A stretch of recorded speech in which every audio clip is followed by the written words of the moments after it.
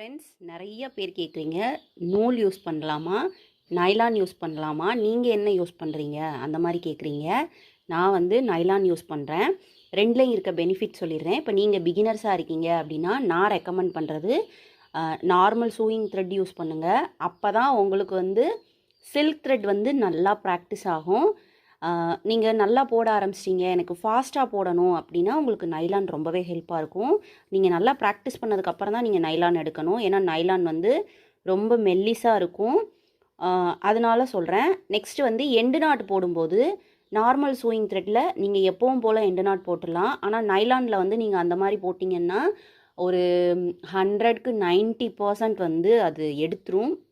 நீங்கள் இதில் வந்து எண்டு நாட் போடுறதுக்கு வந்து 2 சுற்று சுற்றிட்டு அதுக்கப்புறம் நீங்கள் எண்டு நாட் போடணும். அப்போ தான் இது சரியாக வரும்.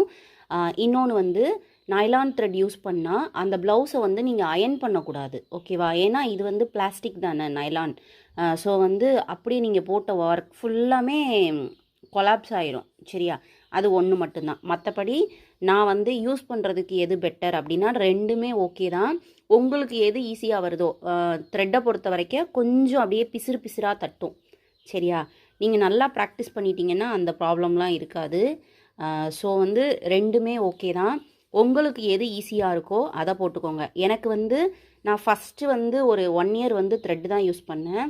அதுக்கப்புறம் நைலானுக்கு மாறும்போது எனக்கு கொஞ்சம் ஃபாஸ்ட்டாக போகிற மாதிரி தெரிஞ்சிச்சு நைலானில் த்ரெட்டை விட. பட் இதில் வந்து எண்டு நாட் போடுறப்ப ஒரு ட்ரிக் இருக்குது. அதை நான் உங்களுக்கு நெக்ஸ்ட் வீடியோவில் நான் அப்லோட் பண்ணுறேன். ஓகே ஃப்ரெண்ட்ஸ், பாய். இந்த வீடியோ பிடிச்சிருந்துச்சுன்னா நம்ம சேனலை சப்ஸ்கிரைப் பண்ணிடுங்க. இந்த வீடியோக்கு ஒரு லைக் போட்டுருங்க.